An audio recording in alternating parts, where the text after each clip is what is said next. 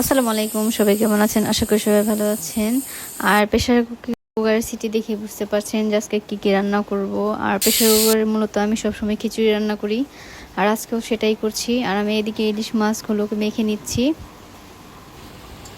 আর এখন আমি মাছগুলোকে ভেজে নেব। আর বাহিরে প্রচুর বৃষ্টি, আজকে সারাদিন প্রচুর বৃষ্টি ছিল, আর ওয়েদারটাও খুব ভালো ছিল। এর জন্য আমি আজকে এই রেসিপিগুলাই করলাম। আমার কাছে শর্টকাট রেসিপি সবচাইতে বেশি ভালো লাগে, তাই আর বেশি কিছু ঝামেলা না করে এগুলোই করলাম। বাইরে কি সুন্দর বৃষ্টি, আর আমি ভিতরে সরিষা ইলিশ দিয়ে খিচুড়ি রান্না করছি। আহ, কি স্বাদ! কি সুন্দর বৃষ্টি, আর এই বৃষ্টিতে খিচুড়ির সাথে ইলিশ মাছ না হলে কি জমে?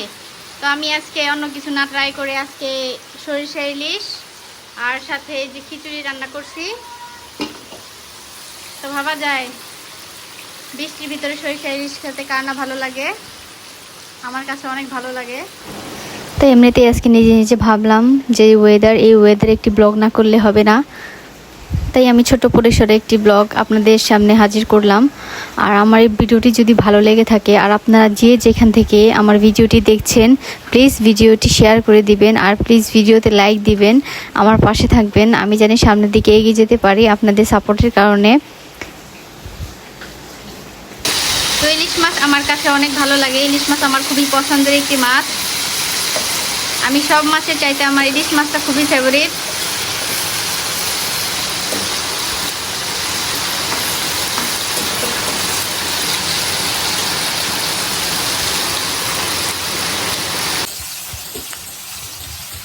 তো সরিষা ইলিশের জন্য আমি এখানে পেঁয়াজ কুচি আর কাঁচামরিচ ফালি করে দিলাম।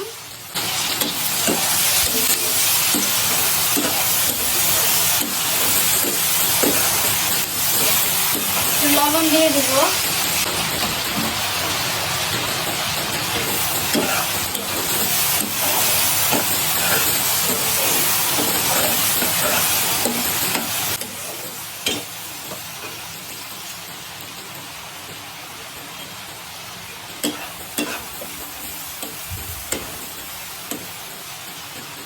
এখন আমি এখানে অল্প পরিমাণে আদা বাটা,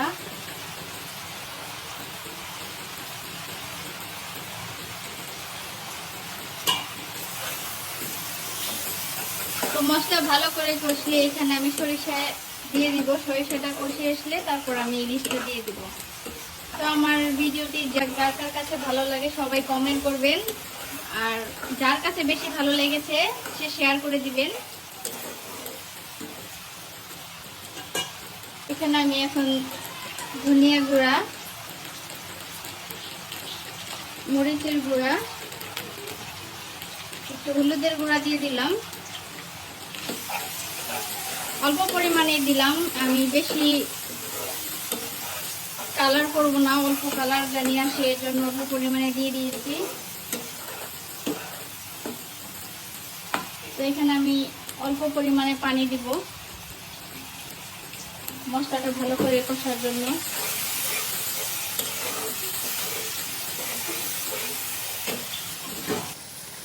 তো দেখতে পাচ্ছেন এই পর্যায়ে আমার মশলা কষে এসেছে। এখন আমি এখানে সরিষা বাটা দিয়ে দিব, অল্প পরিমাণে একটু পানি দিব।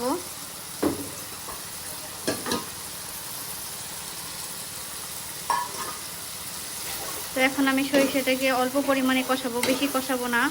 অনেক সময় সরিষা বেশি কষানোর ফলে তিতে হয়ে যায়। তো আমি অল্প পরিমাণে কষিয়ে নিচ্ছি।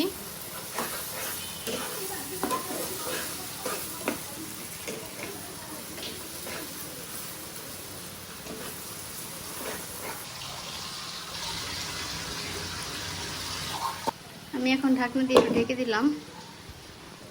তো বলক চলে আসছে প্রায়। এখন আমি মাছ দিয়ে দেব। তো এখানে আমি অল্প পরিমাণে ভেজে রেখেছিলাম সেই মাছগুলো দিয়ে দিলাম। এখন একটু সামান্য নাড়াচাড়া করে আবার ঢেকে দিব অল্প কিছুক্ষণের জন্য।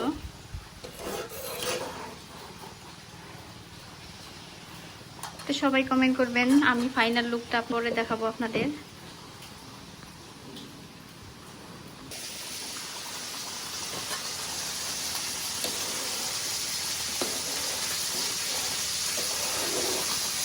তো এই হচ্ছে আমার সরিষার ইলিশ,